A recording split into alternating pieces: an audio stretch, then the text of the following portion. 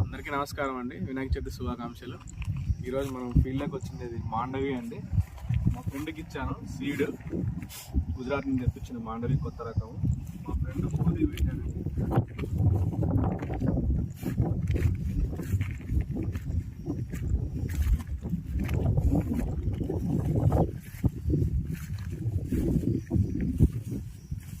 ఒకే చెట్టుకి ఎన్ని రెమ్మలు ఉన్నాయో